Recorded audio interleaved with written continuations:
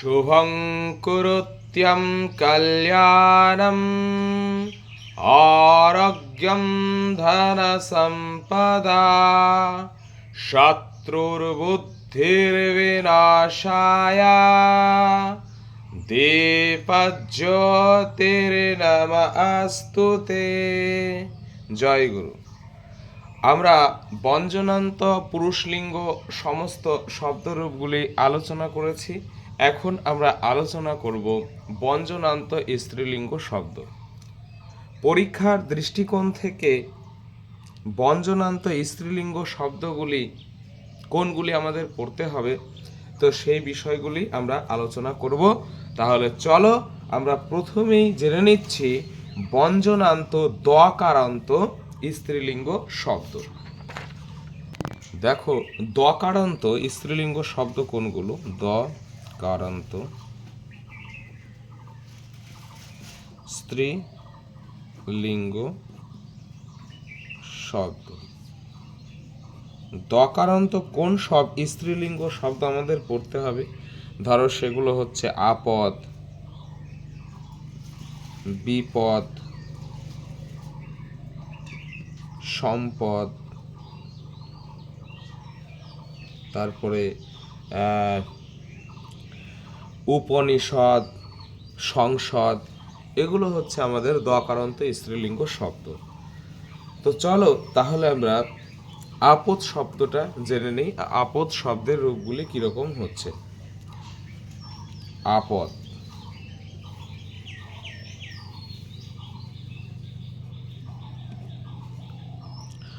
আপদ কথার অর্থ হচ্ছে বিপদ।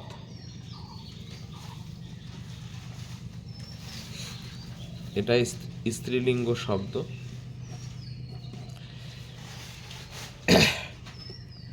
প্রথম আর এক বচনে কি হবে? প্রথম আর এক বচনে হবে আপদ। খণ্ডেত্ব বা দুটো রূপই হয়, দয় হসন্তও দিতে পারি। আচ্ছা, তারপরে কি হবে? আপদ, আপদম, আপদা, আপদে, আপদ, আপদ, আপদ।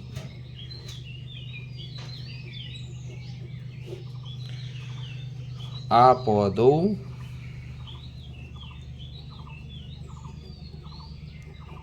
আপদৌ, আপদ ভ্যাম, আপদ ভ্যাম।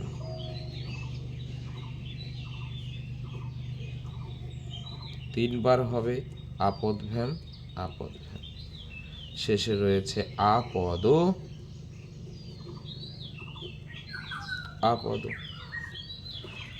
এবার দেখো, এই যে আমাদের পঞ্চমী আর ষষ্ঠীর এক বচনে যে রূপটি হয় আমরা জানি ব্যঞ্জনান্ত শব্দের, সেগুলো প্রথমার এবং দ্বিতীয়ার বহু বচনে সেই রূপগুলি হচ্ছে। অর্থাৎ এখানে আমাদের কি হবে তাহলে? আপদা, আপদ,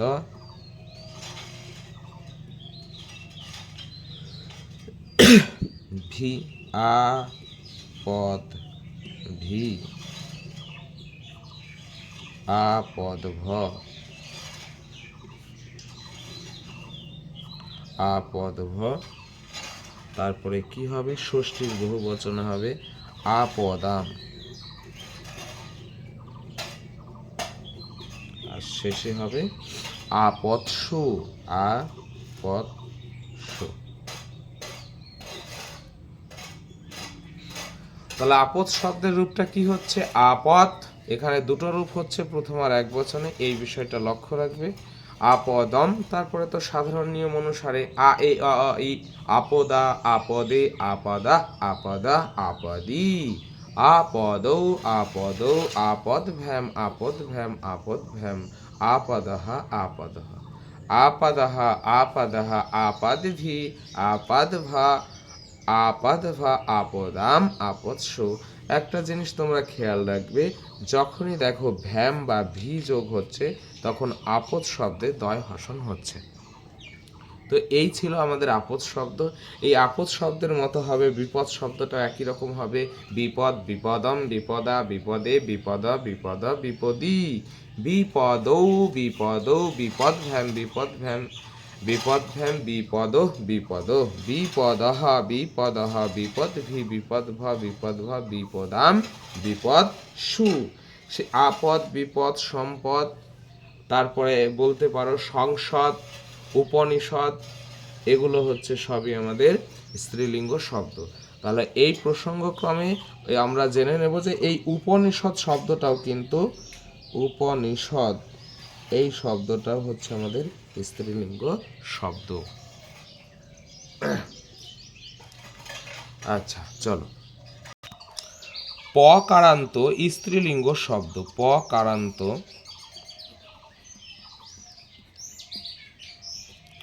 স্ত্রীলিঙ্গ শব্দ, সেটা কি না, সেটা হচ্ছে আমাদের অপ, অপ, অপ। অপ কথার অর্থ হচ্ছে জল। এই অপ এই শব্দটির একটা বিশেষ বৈশিষ্ট্য রয়েছে।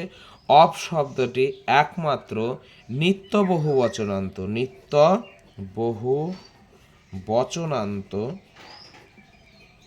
স্ত্রীলিঙ্গ শব্দ, স্ত্রীলিঙ্গ শব্দ। অর্থাৎ এই শব্দটি একমাত্র বহু বচনেই ব্যবহৃত হয়, এক বচন এবং দ্বিবচনে ব্যবহৃত হবে না। তাহলে অপ শব্দের রূপগুলো কি হবে, শুধুমাত্র বহু বচনের রূপ হবে। আচ্ছা চলো তাহলে জেনে নিই। প্রথম আর বহু বচনে রয়েছে আপ,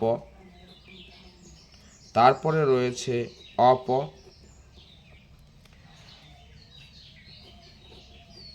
অ, তারপরে হবে আমাদের অদভি, অদভ, অদভ, অপাম,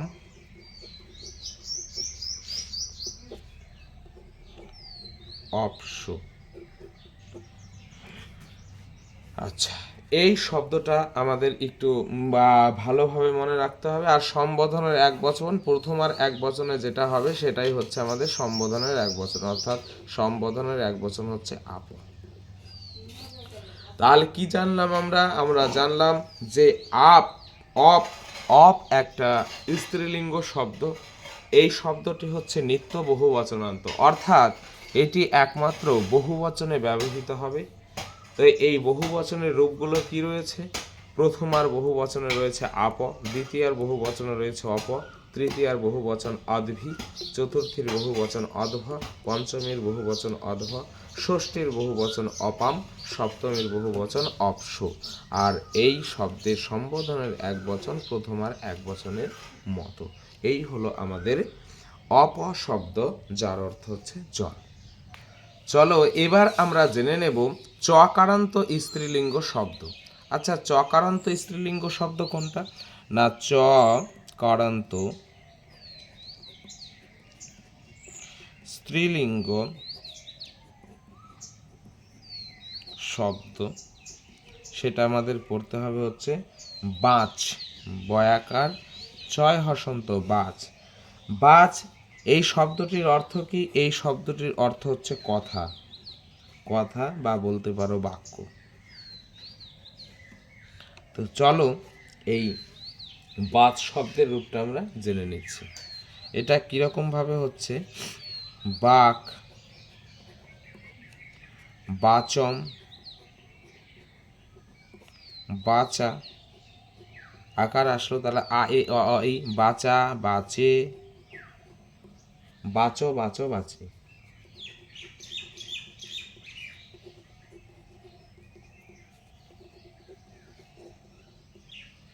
চলো এবার দ্বিবচনের রূপ। বাচো, বাচো, বাক ভ্যাম, বাক ভ্যাম, বাক ভ্যাম, বাক ভ্যাম, বাচো, বাচো, বাচ, বাচ, বাঘভি,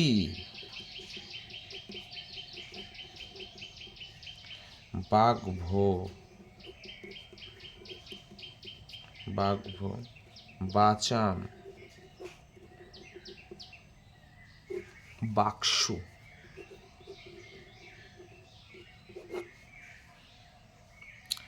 আর সম্বোধনের এক বচন প্রথম আর এক বচনের যে রূপটি হচ্ছে সেটাই হয়ে যাচ্ছে আমাদের সম্বোধনের এক বচন, অর্থাৎ বাক।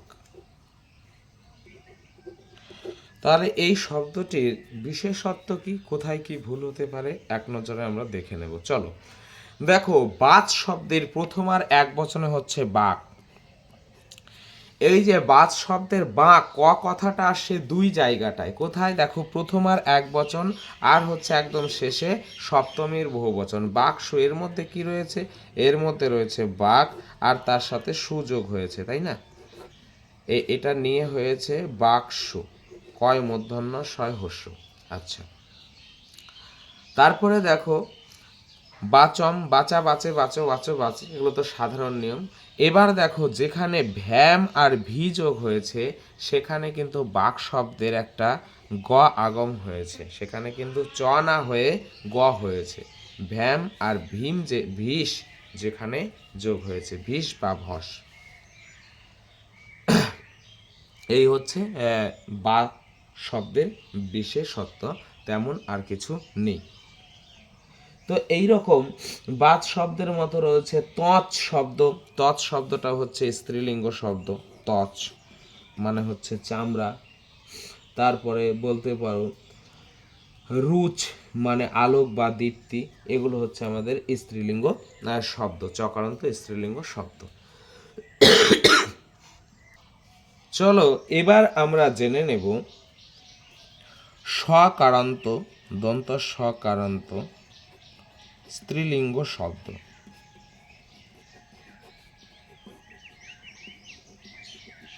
লিঙ্গ শব্দ সেটা কি, সেটা হচ্ছে আশিস, আশিস।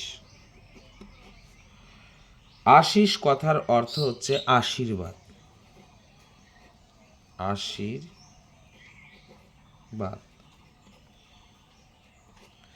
তবে এই আশিস শব্দর দুটো বানান রয়েছে, এভাবেও হয় আ তালিবস শয় হস্যি মূর্ধন্য শয় হস্য, দুটো বানানই শুদ্ধ। তাহলে আশিস কথার অর্থ আশীর্বাদ, এটা স্ত্রীলিঙ্গ শব্দ। চলো এই শব্দের গঠন রূপটা আমরা একটু জেনে নিই। আশি, আশিসম,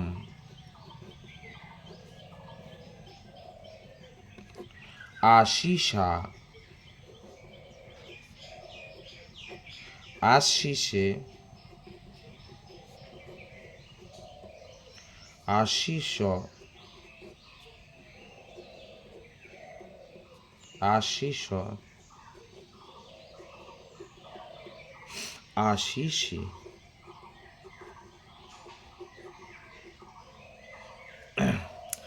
আশিসো, আশিসো, আশীর্ভ্যাম,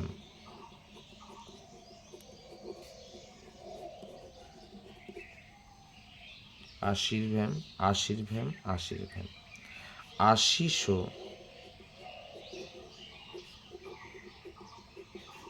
আশিসো,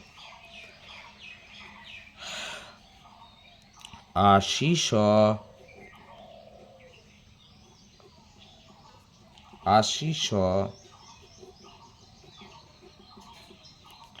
আশীর্ভে,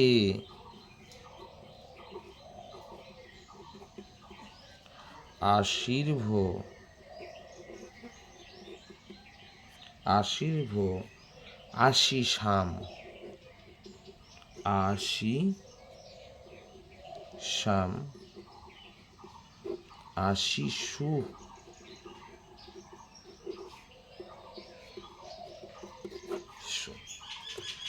এই শব্দের বিশেষত্বটা আমরা একটু জেনে নেব, কোথায় আমরা ভুল করতে পারি সেই জায়গাগুলো দেখো। দেখো, আশি শব্দটা প্রথম আর এক বচনে রয়েছে আশি বিসর্গ। আচ্ছা, তাহলে এই শব্দটার দুটো জিনিস একটু আমরা খেয়াল রাখবো। প্রথম খেয়াল রাখবো হচ্ছে কি, যে কোথায় হস্যিকার হচ্ছে, কোথায় দীর্ঘিকার হচ্ছে, আর আশির শব্দের শেষে শেষে কোন স হচ্ছে। দেখো প্রত্যেক জায়গায় শেষের যে স আছে, পরপর দুটো স আছে, শেষে কিন্তু মূর্ধা স রয়েছে। কেন মূর্ধা স রয়েছে? কারণ আমরা জানি অ বা আকার এরপর দন্তস্ব হয়, আর বাকি ক্ষেত্রে অকার আকার না থাকলে সেক্ষেত্রে কি হয়, মূর্ধাস হয়। দেখো এখানে প্রত্যেকটা জায়গায় যে মূর্ধাস হয়েছে তার আগে হস্যিকার রয়েছে, মানে অকার আকার নেই, তাই মূর্ধাস হয়েছে। প্রত্যেকটা জায়গায় এই বিষয়টি খেয়াল করবে। তাহলে আশি শব্দের প্রথম আর এক বচনে দীর্ঘিকার রয়েছে। আর কোথায় পাবে? দেখো যেখানে ভ্যাম ভ্যাম বা ভিষ বা ভস যোগ হয়েছে সেখানে দেখো দীর্ঘিকার রয়েছে। যেমন আশীর্ভ্যাম আশীর্ভ্যাম আশীর্ভ্যাম, আশীর্ভ আশীর্ভ, আশীর্ভি আশীর্ভ আশীর্ভ। আর আরেকটা জায়গায় দেখব আমরা, যেটা হচ্ছে সপ্তমীর বহু বচনে কিন্তু দীর্ঘিকার রয়েছে আশি। আর দেখো ষষ্ঠীর বহু বচনে কিন্তু অনেক সময় দীর্ঘস্বর হয়, কিন্তু এক্ষেত্রে কিন্তু দীর্ঘস্বর হয়নি, আশি সাম হয়েছে, দীর্ঘিকার হয়নি। তাহলে এই হচ্ছে আশি শব্দের বৈশিষ্ট্য। আশি আশিসাম আশিসা আশিসে আশিস আশিস আশিসি, আশিস আশিস আশীর্ভ্যাম আশীর্ভ্যাম আশীর্ভ্যাম, আশিস আশিসা আশিসাহা আশিসাহা, আশীর্ভি আশীর্ভ আশীর্ভ, আশিসাম আশিসু। এই ছিল আমাদের ব্যঞ্জনান্ত স্ত্রীলিঙ্গ শব্দ। এই শব্দগুলোই পরীক্ষার দৃষ্টিকোণ থেকে খুবই গুরুত্বপূর্ণ। এই কয়েকটি ব্যঞ্জনান্ত স্ত্রীলিঙ্গ শব্দ তোমরা ভালোভাবে আয়ত্ত করবে। তো আমাদের তাহলে দেখো কি কি বিষয় হলো, আমাদের স্বরান্ত, পুরুষলিঙ্গ শব্দ, স্ত্রীলিঙ্গ শব্দ এবং ক্লীবলিঙ্গ শব্দ আলোচনা হয়ে গেছে। তারপরে আমরা আলোচনা করছিলাম ব্যঞ্জনান্ত শব্দ। সেই সূত্র ধরে বলা যায় যে আমাদের ব্যঞ্জনান্ত শব্দের পুরুষলিঙ্গ সমস্ত ব্যঞ্জনান্ত শব্দ আলোচনা করেছি, স্ত্রীলিঙ্গ ব্যঞ্জনান্ত শব্দের উপর আমাদের আলোচনা হয়ে গেল। এখন বাকি থাকলো আমাদের ক্লীবলিঙ্গ ব্যঞ্জনান্ত শব্দ। তো যাই হোক, আজকে ক্লাস পর্ব এই পর্যন্তই ছিল। সর্বে ভবন্তু সুখিনা সর্বে সন্তু নিরাময়া সর্বে ভদ্রাণি পশ্যন্তু মা কশ্চিৎ দুঃখ ভাগ ভবে। জয় গুরু।